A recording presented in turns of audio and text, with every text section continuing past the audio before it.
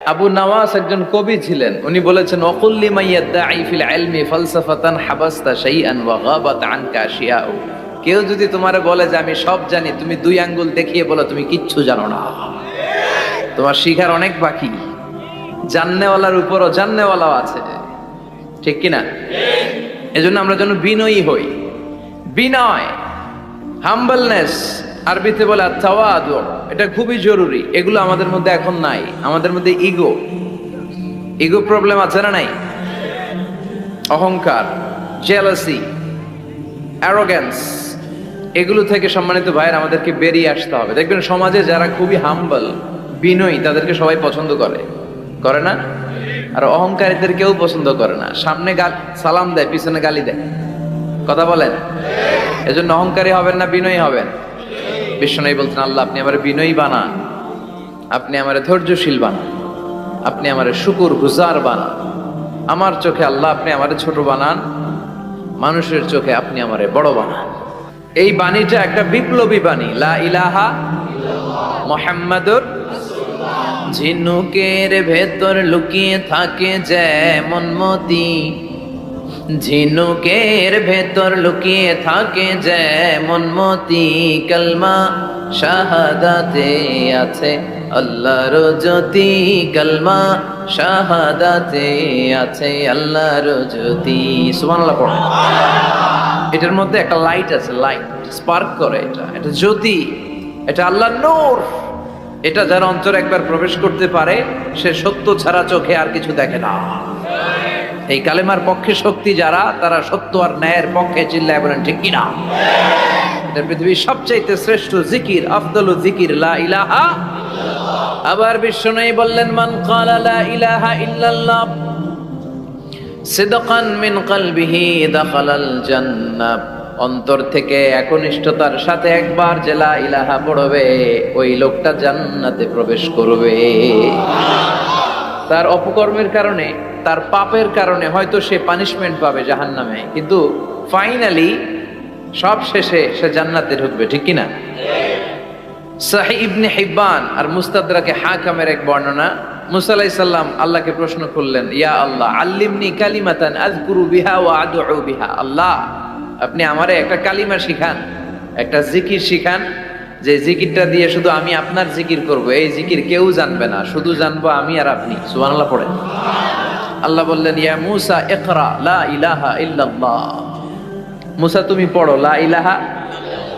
মুসা আলাইহিস সালাম বললেন, আল্লাহ বলছি এমন জিকির যেটা আমি আর আপনি ছাড়া কেউ জানবে না। লা ইলাহা এটা তো জাতীয় জিকির, এটা তো ইন্টারন্যাশনাল জিকির, এটা তো সবাই জানে। আমি তো চেয়েছিলাম এক্সক্লুসিভ একটা। আল্লাহ বললেন, মুসা লা ইলাহা ইল্লাল্লাহর চেয়ে শ্রেষ্ঠ জিকির আমার কাছে নাই। আমি আল্লাহর দেয়া সর্বশ্রেষ্ঠ জিকির হচ্ছে লা ইলাহা। লাউ তাদাউ লা ইলাহা ইল্লাল্লাহ ফি কাফফা ওয়াস সামাওয়াতু ওয়াল আরদু ফি কাফফা। ও মুসা, সাত আকাশ সাত জমিন যদি দাঁড়িপাল্লার এক পাল্লায় রেখে দাও, আর লা ইলাহা আরেক পাল্লায় রেখে দাও, লা রাজাহাত কাফফাতু লা ইলাহা ইল্লাল্লাহ, মুহূর্তেই লা ইলাহার পাল্লাটা ভারী হয়ে যাবে। এটা একটা বিপ্লবী বাণী, এটা ভিক্ষা করার বাণী নয়। জুমার নামাজের পরে একটা টাকা দিয়া যান, আমি গরিব ইনসান, আছে না নাই? আখিরাতে সওয়াব পাইবেন পাহাড়ের সমান। আর জিকির ধরে লা ইলাহা ইল্লাল্লাহ।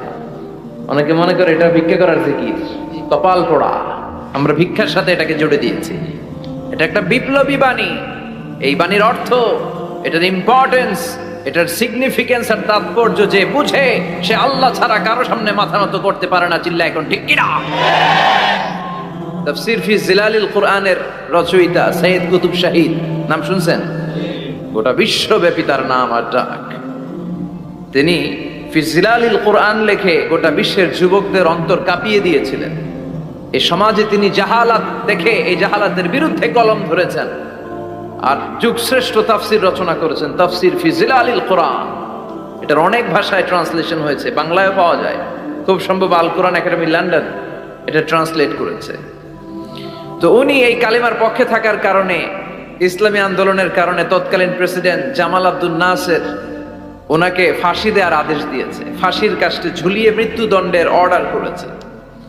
তো জেল কোডের নিয়ম অনুযায়ী যাদেরকে ফাঁসি দেওয়া হবে, হ্যাঙ্গিং করা হবে, হ্যাঙ্গিং করার ঘন্টাখানিক আগে ওই কারা কর্তৃপক্ষ থেকে নিয়োগ দেয়া জেলখানার ইমাম সাহেব এসে তাদেরকে লা ইলাহা পড়ায়। কি পড়ায়? লা ইলাহা ইল্লাল্লাহ পড়ায়। তো সৈয়দ কুতুব শাহিদ উনিও যখন ওনাকে ফাঁসির কাজটা ঝুলানো হবে, ওই মুহূর্তে জেল কোডের নিয়ম অনুযায়ী ইমাম সাহেব এসে সৈয়দ কুতুব সাহিবকে বলতে আরম্ভ করলো যে আমি আপনাকে কালিমা পড়াতে এসেছি, আপনি পড়েন লা ইলাহা ইল্লাল্লাহ। সৈয়দ কুতুব শাহিদ বললেন আমারে কালিমা শিখাতে এসো না, আমি কালিমা খুব ভালো জানি। যে কালিমা তুমি ফাঁসির আসামিদেরকে পড়ানোর কারণে মান্থলি বেতন পাও, ওই কালিমার ব্যাখ্যা করার কারণে আমাকে ফাঁসির কাজটা ঝোলা লাগছে। তুমি কালিমা পড়াও, তুমি বেতন নাও, আর আমি কালিমার ব্যাখ্যা করার কারণে আমার ফাঁসি হয়, তার মানে তোর কালিমা আর আমার কালিমা এক কালিমা না। কালিমার মধ্যে পার্থক্য আছে না নাই? ইমানের মধ্যে পার্থক্য আছে না নাই? যে ইমানে প্রয়োজনে জ্বলে ওঠে না,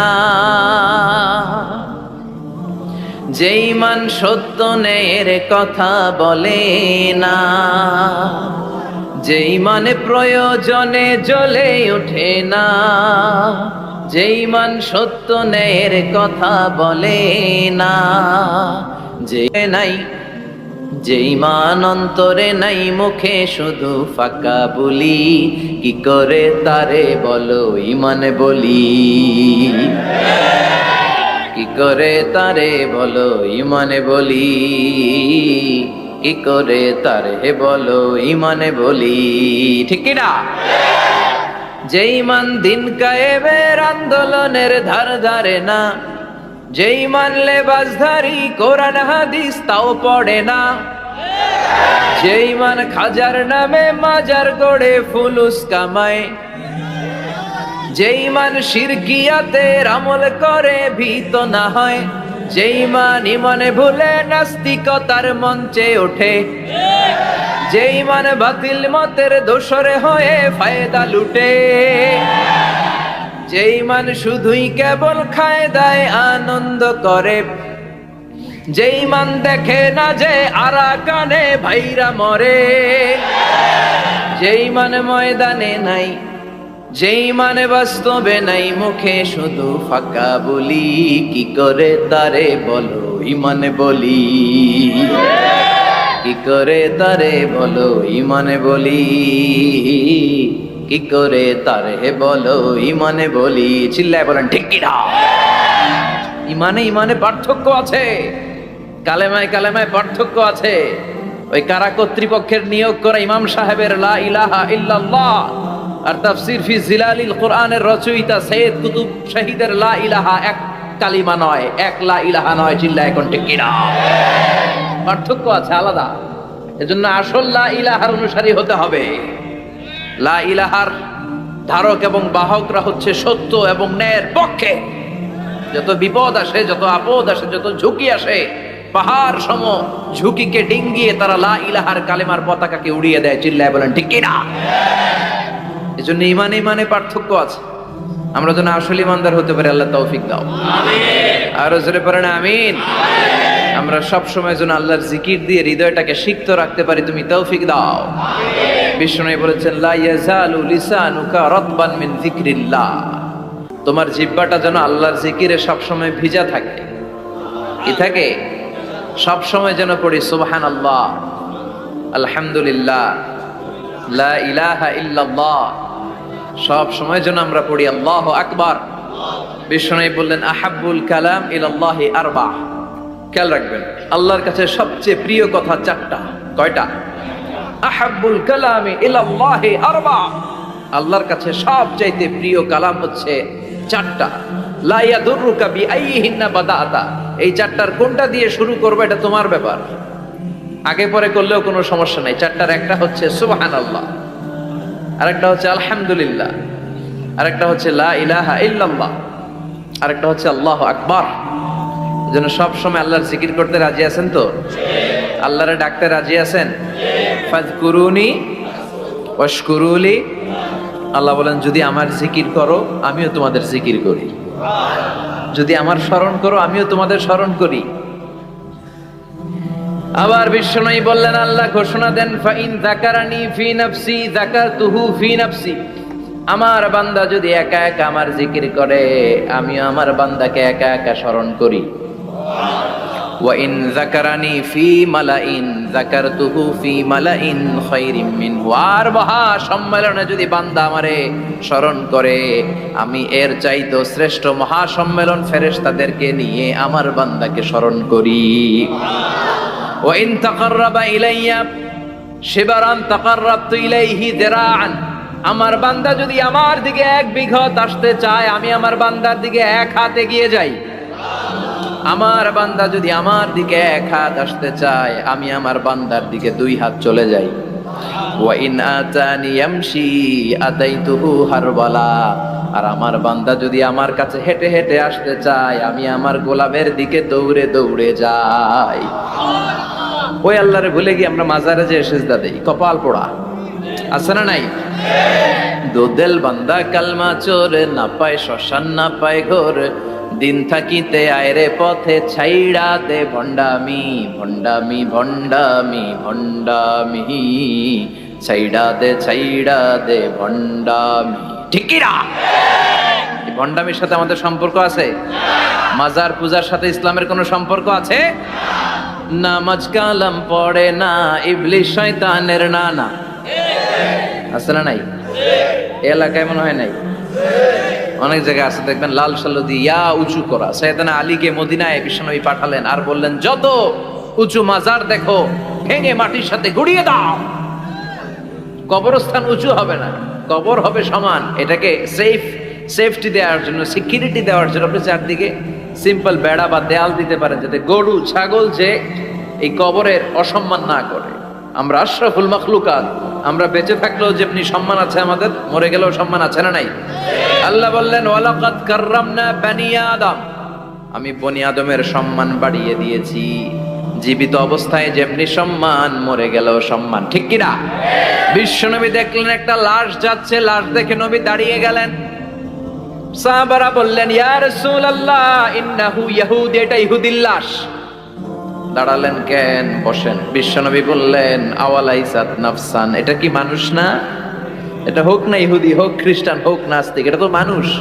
আমি তো মানুষকে সম্মান দিয়েছি। I have dignified the status of the sons of Adam. আমি বনি আদমের সম্মানকে বাড়িয়ে দিয়েছি। সবার উপরে মানুষ সত্য, তাহার উপরে নাই। এজন্য কবরকে সিকিউরিটি দিতে হবে, কিন্তু গম্বুজ বানানো যাবে? লাল সালু দেয়া যাবে? মাজারে আগরবাতি দেয়া যাবে? মোমবাতি, মশারি, অনেক মাজারের উপরে লম্বা মশারি টাঙানো আছে না নাই? ওর বাবারে মশাই কামড়ায়, কত বড় ডাকাত। তো মশাই যদি নিচ থেকে তাড়াইতে না পারে, ও তোমারে কি করবে? কথা বলেন। মশা তাড়াতে পারে না নিজের গা থেকে, ও তোমারে কি বাঁচাবে? দেখবেন যেই লোকটা মাজারে মশারি দেয়, ওর বাবার ডেঙ্গু জ্বর। ওর বাপেরে মশাই খায়, ওর মারে মশাই খায়।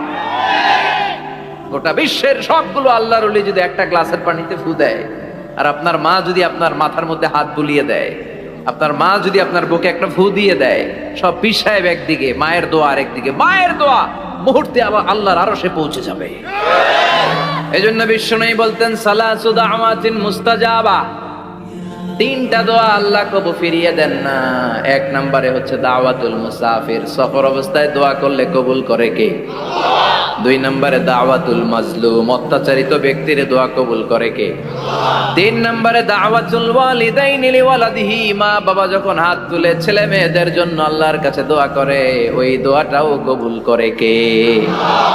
মাজারে মশারি দিবেন? লাল শালু দিবেন? আগরবাতি, মোমবাতি, কোন মানত? মাজারে মানত করা যায় না। ইন্নী নাযারতু লিররহমানি সাওমা, মানত করতে হয় রহমানের নামে। মানত হবে একজনের নামে। চিল্লায় বলেন, তিনি কে? এজন্য মাজারে কিছু দেয়া যাবে না। এই ভণ্ডামি গোটা বাংলাদেশ ব্যাপী। আমরা বলে যাচ্ছি, যতটুকু শুধরানোর শুধরাবে। হেদায়েত দেওয়ার মালিক একজন। চিল্লায় বলেন, তিনি কে? অনেক পীর আছে এরকম ভণ্ড পীর, সারা বছরে নাকি একবারও গোসল করে না। 365 দিনে ওর গোসলের রুটিন একদিন, আর ওই একদিনের গোসলের পানি মুরিদরা সব খাইয়া শেষ করে ফেলায়। নাউজুবিল্লাহ কইবেন না? নামাজ কালাম পড়ে না, ইবলিশ শয়তানের নানা, ধর্মের একখান খুঁটি ধইরা কয়দিন করবা হয়রানি। ভণ্ডামি ভণ্ডামি ভণ্ডামি, ছাইড়া দে ভণ্ডামি। দোদেল বান্দা কালমা চোর, না পায় শ্মশান না পায় ঘোর, দিন থাকিতে আয়রে পথে ছাইড়া দে ভণ্ডামি। ভণ্ডামি ভণ্ডামি ভণ্ডামি, ছাইড়া দে ভণ্ডামি। চিল্লায় বলেন ঠিক কি না? এগুলোর সাথে আমাদের কোনো সম্পর্ক নেই। ইসলাম হচ্ছে সহজ। আদ-দীনু ইউসরুন লা উসরা ফি। আদ-দীনু ইউসর, দিন সহজ। এত জনের কাছে যাওয়া লাগবে না। আপনি ওই জেলায় যে ওই মাজারে মানত করা লাগবে না। আপনার সিলেটে যাওয়া লাগবে না। আপনার খানজানালির কাছে যাওয়া লাগবে না। আপনার কোথাও যাওয়া লাগবে না। আপনি বাড়ির পাশের মসজিদে পড়ে সেজদা দেন, মুহূর্তে দোয়া কবুল করে নিবে কে? রব্বুল আলামিন বলে, গোলাম আমারে ডাকস না কেন? তোর ডাকে সাড়া দেওয়ার জন্য আমি 24 আওয়ার্স রেডি। দুনিয়ার বুকে কোনো বিষয় নিয়ে যদি আমরা বারবার যাই, দুনিয়াতে লোকজন রেগে যায়, ঠিক কি না? আমি ওনার কাছে গেলাম, ভাই আজকে একটা বিপদে পড়ছি, 500 টাকা দেন, দিয়ে দিল। এরপরের দিন আবার গেলাম, দিল। পরশু দিল। তরশু গেলে শেষা দিয়ে দিবে, একটা মাইট দিয়েছে, ঠিক কি না? কি পাইছো তুমি? প্রতিদিন 500 টাকা। বারবার কোন একটা ইস্যু নিয়ে কারো কাছে যাওয়া যায় না, এটা লজ্জার বিষয়, ঠিক কি না? কিন্তু আল্লাহর বিষয়টা উল্টো। সুনানে তিরমিজির বর্ণনা, ইন্নাহু মান লাম ইয়াসআলিল্লাহ ইয়াগদাব আলাইহি। কোন বান্দা যদি কোনো বিষয় নিয়ে, কোনো ব্যাপার নিয়ে আল্লাহর কাছে বারবার না যায়, আল্লাহ তার উপর রেগে যায়। এজন্য আল্লাহর কাছে বারবার যাওয়ার দরকার আছে না নাই? আপনার মনের জ্বালা যন্ত্রণা পূরণ করে দিতে পারে কে? এটার নাম তাওহীদ। এক আল্লাহ কেন্দ্রিক হওয়া, আল্লাহ সেন্টার্ড। আমাদের সবকিছু হবে আল্লাহ কেন্দ্রিক। বিপদে আপদে যে কোনো পরিস্থিতিতে সবার আগে কার কাছে যাব? এটার নাম তাওহীদ। এটার নাম তাওহীদেরই মুর্শিদ আমার মুহাম্মাদের নাম বলো, মুহাম্মাদের নাম। আল্লাহর নাম জপলে বুঝতে পারি আল্লাহরই কালাম বলো, মুহাম্মাদের নাম। ওই নামেরই রশি ধরে যাই আল্লাহর পথে, ওই নামেরই ভেলায় চড়ে ভাসি নূরের স্রোতে, ওই নামের বাতি জেলে দেখি আরশের মুকাম বলো, মুহাম্মাদের নাম। সবাই পড়েন, তাওহীদেরই মুর্শিদ আমার মুহাম্মাদের নাম বলো, মুহাম্মাদের নাম। আল্লাহর নাম জপলে বুঝতে পারি আল্লাহরই কালাম বলো, মুহাম্মাদের নাম। চিল্লায় পড়েন আমিন। সব সময় বিপদে আপদে কার কাছে যাবেন? আপনার বিপদ দূর করতে পারে কে? আপনারে অসুস্থ থেকে সুস্থ বানায় দিতে পারে কে? মনের জ্বালা যন্ত্রণা মিটাতে পারে কে? আল্লাহ ছাড়া কেউ পারবে? কোন মুফাসসিরে কোরআন আপনারে বাঁচাতে পারবে? কোন আল্লাহর ওলি বাঁচাতে পারবে? এমনকি আল্লাহর কোন পয়গাম্বার, কোন নবী আপনার কিচ্ছু করতে পারে? করতে পারে একজন, তিনি কে? কিনা আল্লাহ বলেছেন, ওয়া কাযালিকা জাআলনাকুম উম্মাতান ওয়াসাতান লিতাকুনু শুহাদা আলান নাস। তোমাদেরকে হতে হবে উম্মাতান ওয়াসাতান, মধ্যমপন্থী উম্মাত, মাঝামাঝি থাকতে হবে। কিন্তু আমরা এদেশে মার্জিনালাইজ করে ফেলি, বুঝতে পেরেছেন? এক প্রান্তে চলে যায়। যারা চরমনায়ের মুরিদ, অন্যদেরকে আর দেখা যাবে না। যারা সরসিনার মুরিদ, এরাই সব, অন্যদিকে যাওয়া যাবে না। যারা জামাত ইসলাম, অন্যদিকে আর যাওয়া যাবে না। যারা হেফাজতে ইসলাম, অন্য কারোর মধ্যে আর হক নাই। যারা আহলে হাদিস, এরা তো সব নিয়েই গেছে, সব হক সুন্নাহ এদের কাছে। কারো মুখের কোনো কথা এদের কাছে কোনো দাম নাই। আপনি যত হকের কথা বলেন, এদের দলেই নাকি ঢুকতে হবে। তো আমার এই দেশে সুন্নি ভাইরা গালি দেয় আহলে হাদিস বলে, আবার আহলে হাদিসরা আমার গালি দেয় সুন্নি বলে। বুঝতে পেরেছেন? মাঝামাঝি থাকাটা এই বাংলাদেশে খুব কঠিন, কিন্তু আপনাকে মাঝামাঝি থাকতে হবে। আপনাকে ওয়াসাতিয়ার পদ্ধতিতে আসতে হবে। উম্মাতান ওয়াসাতা, মাঝামাঝি, ডানেও না বায়েও না। সিরাতুল মুস্তাকিমে ডান বাম নাই, এটা সোজা। এই রাস্তা একবার যদি উঠে যান, এই রাস্তা শেষ হয়ে যাবে জান্নাতুল ফেরদাউসের ভিতরে। চিল্লায় বলেন ঠিক কিনা? এই জন্য আমরা যেন মিডল পাথ ধরি। আমরা যেন কট্টর না হই, আমরা যেন মাঝামাঝি হই। আপনি তাবলিগ করতে পারেন, করেন, খুব ভালো। তাবলিগের ভাইদের একটা ভালো গুণ হচ্ছে নিজের খেয়ে নিজের পরে ইসলামের দাওয়াত দেয়, ঠিক কিনা? নিজের টাকা ভেঙে দাওয়াত দিচ্ছে তো, তাদের কারণে অনেকে কালিমা শিখছে, অনেকে নামাজ শিখছে, তাদেরও কন্ট্রিবিউশন আছে না নাই? তো যারা তাবলিগ করেন, আপনি মনে করবেন না যে সব হক সব সত্য, শুধু আপনি হকের ডিলার, এটা মনে করবেন না। সব সত্য হক এটা আপনার বাবার দাদার সম্পত্তি, এটা মনে করবেন না। সব দলের মধ্যে হক থাকতে পারে, বরং সব দলের ভালো ভালো জিনিসগুলো নিয়ে নিজেকে সাজানো দরকার। কথা বলেন? জামাত ইসলামের মতো, হেফাজতে ইসলামের মতো আন্দোলনের স্পিরিট থাকতে হবে। চিল্লা এখন ঠিক কিনা? আমার সুন্নি ভাইদের মতো নবীর প্রেম অন্তরে থাকতে হবে। চিল্লা এখন ঠিক কিনা? তাবলিগের ভাইদের মতো হৃদয়ে ইখলাস থাকতে হবে। এই সবগুলোর সমন্বয় হচ্ছে ইসলাম, সবগুলোর সমন্বয় ইসলাম। এজন্য কখনো মনে করবেন না যে আমি একদল করি তার মানে অন্য সব দল মনে হয় বাতিল, ওগুলো মনে হয় মুসলমান না, ওগুলো আমার চোখেই ধরে না। এটা ঠিক না, এটা ইহুদিদের স্বভাব। ইহুদিরা শুধুমাত্র হকের ডিলার মনে করতো নিজেদেরকে, ইহুদি ছাড়া বাকি কাউরে ওরা চোখে দেখতে পারতো না। এজন্য আমরা কি কট্টরপন্থী হব না মধ্যমপন্থী? চিল্লায় বলেন, কট্টরপন্থী না মধ্যমপন্থী? আল্লাহ আমারে যতদিন বাঁচিয়ে রাখা, আমি মধ্যম পন্থার কথা বলেই যাব, up to my death. It's my mission, it's my vision.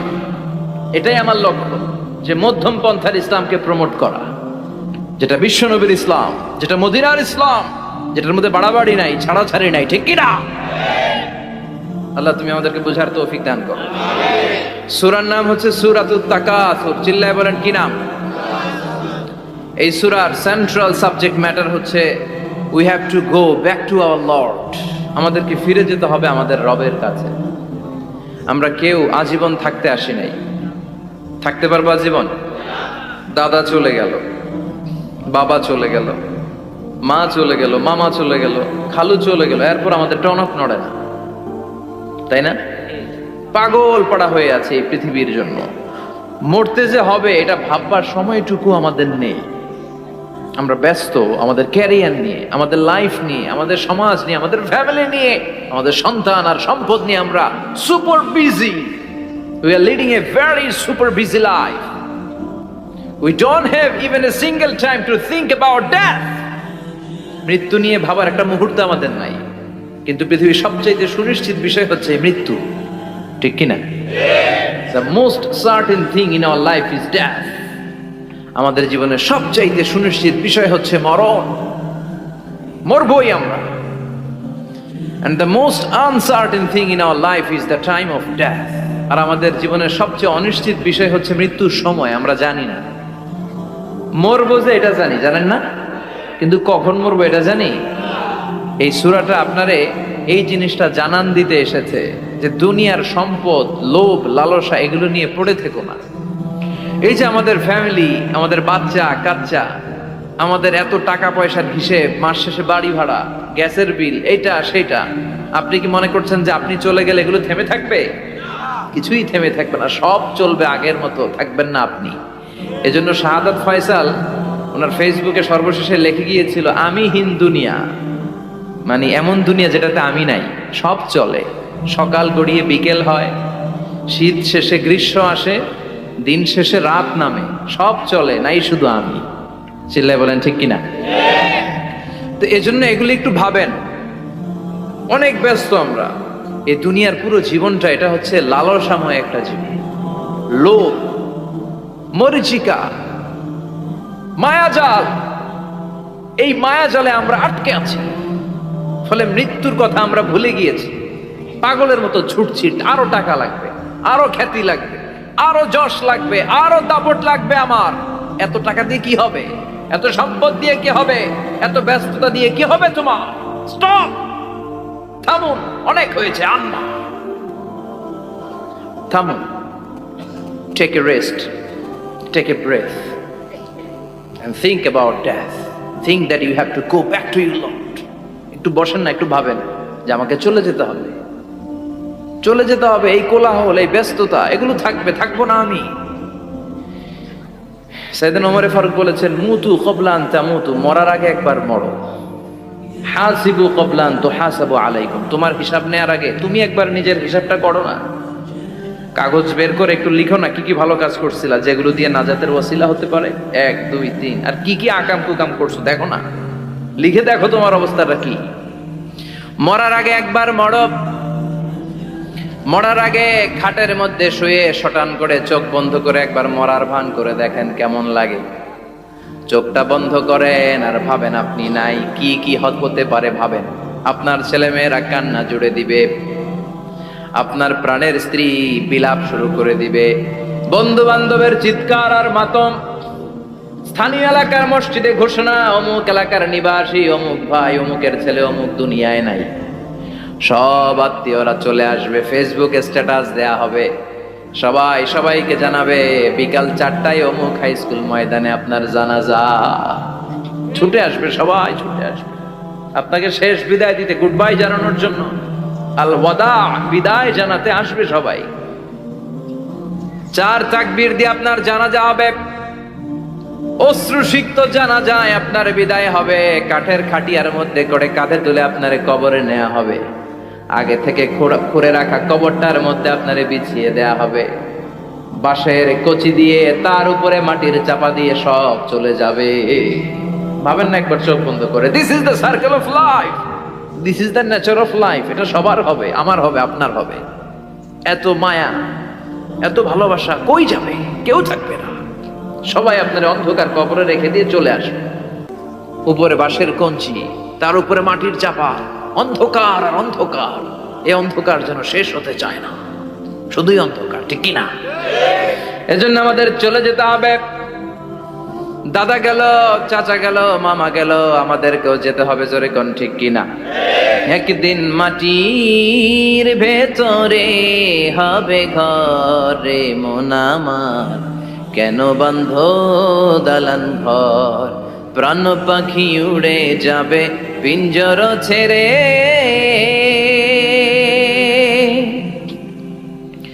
ধরা ধামে সবই রবে, তুমি যাবে চলে, বন্ধু বান্ধব যত, মাতা পিতা দ্বারা সুত, সবই হবে তোমার পরে, মন আমার কেন বান্ধ দালান ঘর, একদিন মাটির ভেতরে হবে ঘরে মন আমার, কেন বান্ধ দালান ঘর, ঠিক কিনা? সব পরে থাকবে, চলে যেতে হবে আমাদেরকে। এজন্য আখিরাতের কথা যেন আমাদের স্মরণ হয়। বিশ্বনবী বলতেন, নাহাইতুকুমান জিয়ারাতিল কবুর, আমি তোমাদেরকে কবর জিয়ারত করতে আগে নিষেধ করতাম, কিন্তু এখন নিষেধাজ্ঞা প্রত্যাহার করে নিলাম। এখন সব সময় তোমরা কবরের সামনে যাবা আর জিয়ারত করবা। কবরস্থানে জানতো বড়ুয়া কৃষ্ণপুরের এই গ্রামের কবরস্থান আছে? কোন দিকে? পূর্ব দিকে আছে, গোখরার জলের ওদিকে। যান আপনারা, একটু যাবেন, একটু গেলে আখিরাতের কথাটা স্মরণ হবে। ওখানে ছোট শিশুরা শুয়ে আছে, কিশোর যুবকরা আছে, আপনার মতো তাগড়া যুবক, মুরব্বীরা আছে। এরা এই এলাকায় থাকতো, এরা আকাশ থেকে নেমে আসে না, এই এলাকার সন্তান, আজ নাই। একটা সার্টেন পিরিয়ড শেষে আপনিও থাকবেন না। This is the nature of life, this is the circle of life. ছোট্ট শিশু হয়ে এসেছিলেন, শৈশব, কৈশোর, যৌবন, প্রৌঢ়ত্ব। আগে ছিলেন সিঙ্গেল, বিয়ে করে হয়ে গেলেন ডবল। এরপরে আল্লাহ আপনাকে একটা মেয়ে দিল, এরপরে মেয়েকে বিয়ে দিয়ে শ্বশুর হলেন, এরপরে ওই মেয়ের ঘরে সন্তান হতে নানা হলেন। আর কতদিন? অনেক দিন হলো তো, অনেক লম্বা সময় পেয়েছেন আপনি। Think about that. এবার যাওয়ার কথা ভাবেন, আখিরাতের সামানের কথা ভাবেন, ফিরে যেতে হবে। কি শক্তিশালী যুবক, বার্ধক্য চলে আসলে লাঠি ছাড়া চলতে পারে না। কুচকুচে কালো দাড়ি সাদা হয়ে যায়, দাড়ির শুভ্রতা, বয়সের ভার, রং ধরা যৌবন জং ধরে শেষ, ঠিক কিনা? This is the circle of life. যুবক ভাইয়েরা, এটাই জীবন, চলে যেতে হবে, কেউ থাকতে পারবে না, ঠিক কিনা? এটা রিমাইন্ডার আল্লাহ এই সূরার ভেতরে দিয়েছেন যে তোমাদেরকে ফিরে যেতে হবে। এই লোভ লালসা ছেড়ে দাও। রব্বুল আলামিন বলেন, আল্হাকুমুত তাকাসুর হাত্তা যুরতুমুল মাকাবির। ও গোলাম, দুনিয়ার সম্পদ, লোভ লালসা তোদেরকে পাগল বানিয়ে দিয়েছে। এই লোভ পাগলামি কোনোদিন তোদের থামবে না যতদিন না তোরা কবরে ঢুকবি, ঠিক কিনা? কার কথা?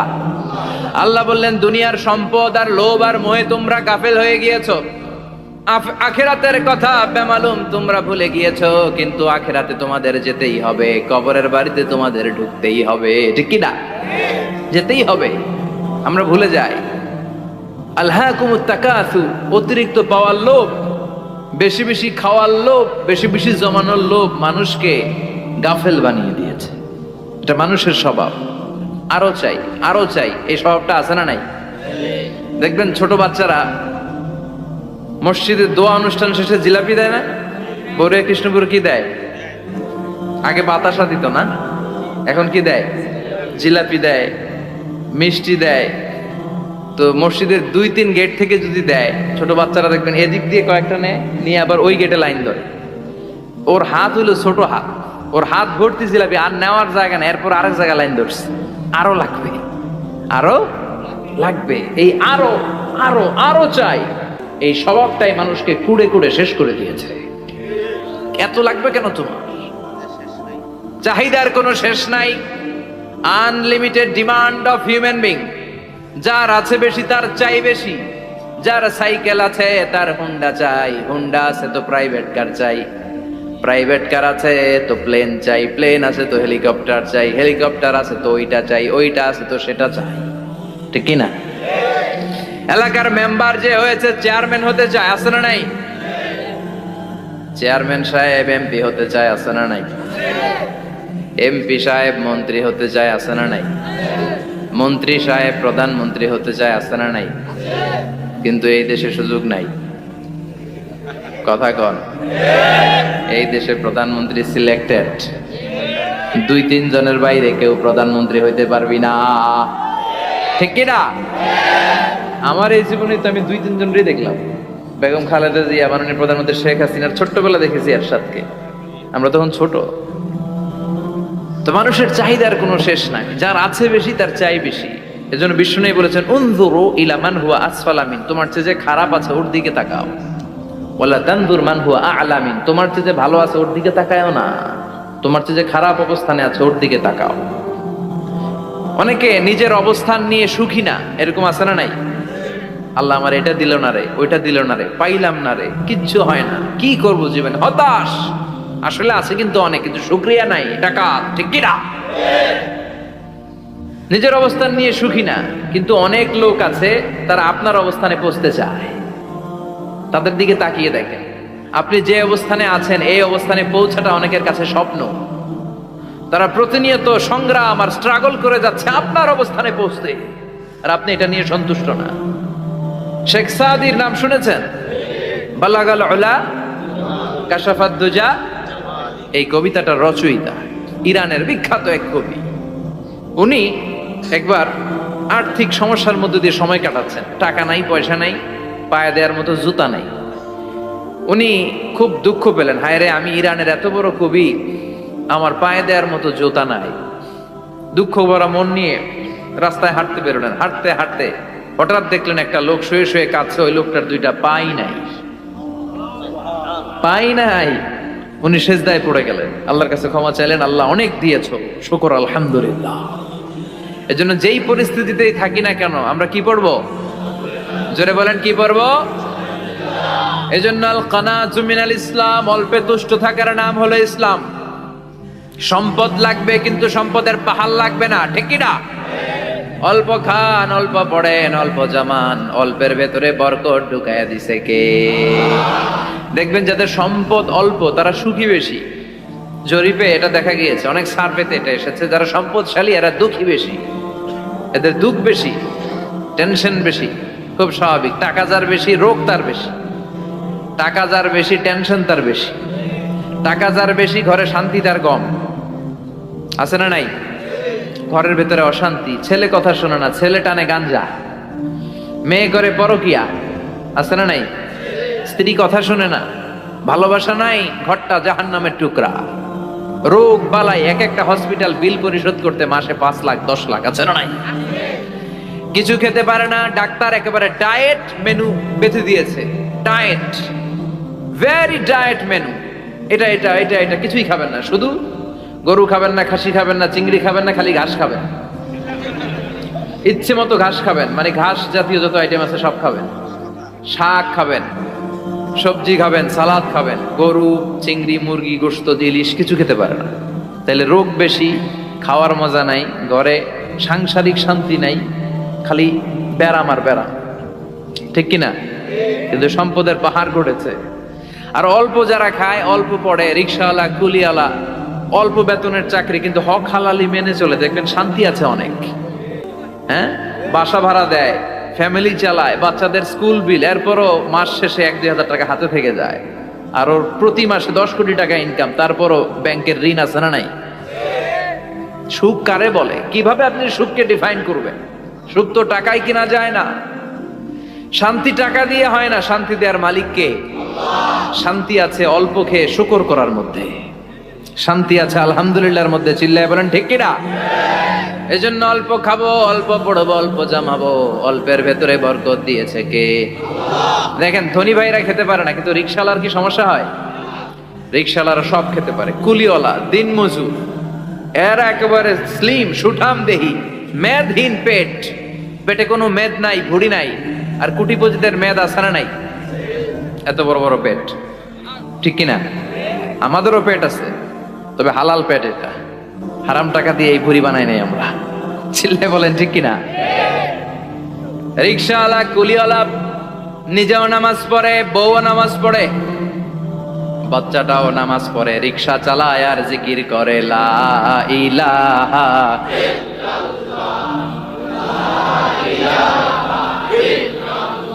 লা ইলাহা ইল্লাল্লাহু মুহাম্মাদুর রাসূলুল্লাহ সাল্লাল্লাহু। সুখ আর শান্তি, তাদের ঘরে সুখ। ধনী, কোটিপতি, ভিআইপি, সিআইপিস, এদের রাতে ঘুম নাই। 1 ঘন্টা ঘুমানোর জন্য 4টা ট্যাবলেট খাওয়া লাগে, এরকম আছে না নাই? কিন্তু ঘুমের জন্য যে ট্যাবলেট খাওয়া লাগে, রিক্সাওয়ালা এটা জানেই না। ওর যেখানে রাইত ওইখানেই, ওর মাথা বিছনায় লাগতে দেরি, ওর ঘুম আসতে দেরি হয়। ওর ঘুমে নাকের ডাকের আওয়াজে ট্রাকের ইঞ্জিনও ফেল। সুবহানাল্লাহ পড়েন। এজন্য অনেক বেশি সম্পদের পাহাড় করা লাগবে, এই চিন্তা যেন আমাদের মাথায় না আসে। চিল্লায় বলেন ঠিক কিনা? এজন্য রব্বুল আলামিন বলেন আল্লাকুমুত তাকাসুর হাত্তা যুরতুমুল মাকাবির। বেশি বেশি সম্পদ উপার্জনের আকাঙ্ক্ষা তোমাদেরকে আখিরাত থেকে গাফেল বানিয়েছে। এই গাফলতি কশিনকালেও তোমাদের কমবে না যতক্ষণ না তোমরা কবরে ঢুকবা। হাত্তা যুরতুমুল মাকাবের, মাকবারাতুনের প্লুরাল মাকাবের, যতক্ষণ না কবরে না ঢুকবা, কবরস্থান তোমার আবাসস্থল না হবে, ততক্ষণ পর্যন্ত এই চাই চাই মানসিকতা কমবে। মানুষের স্বভাব হলো আরো চাই, আরো চাই, আরো চাই করে ফকিরেরা। কারা? আল্লাহ গালি দিয়ে বললেন তোরা সব ফকিরনি। তোরা কি? ইয়া আইয়ুহান নাসু আনতুমুল ফুকারাউ ইলাল্লাহ ওয়াল্লাহু হুয়াল গনিয়ুল হামিদ। সুবহানাল্লাহ পড়েন। আল্লাহ ডেকে বললেন গোলাম আনতুমুল ফুকারা ইলাল্লাহ, তোমরা সবাই ফকির, ধনী হলো একজন, তিনি কে? আল্লাহ শুধু ধনী, আর মানুষের স্বভাব হচ্ছে আরো চাই, আরো চাই। ওর 2 তলা বিল্ডিং, আমার 3 তলা লাগবে। ওর 2টা গাড়ি আছে, আমার 3টা লাগবে, আছে না নাই? বিশ্বনবী বললেন কিয়ামতের আগ দিয়ে মানুষের মধ্যে আকাঙ্ক্ষায় প্রতিযোগিতা বেড়ে যাবে, প্রতিযোগিতামূলক টেন্ডেন্সি। কার চেয়ে কে বড় হতে পারে, কার চেয়ে কে বেশি টাকার পাহাড় বানাতে পারে, আছে না নাই?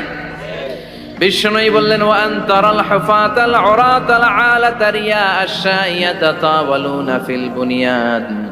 কিয়ামতের আগে এমন কিছু লোক যাদের গায়ে দেওয়ার মতো জামা ছিল না, পায়ে দেওয়ার মতো জুতা ছিল না, পেটে দেওয়ার মতো খাবার ছিল না, সমাজের কেউ তাদেরকে চিনতো না। হঠাৎ করে এই লোকগুলো ধনী হয়ে যাবে। And they will start to construct, they will compete to construct high rises building in the cities. শহরে গ্রামে এরা বড় বড় বিল্ডিং বানানো শুরু করে।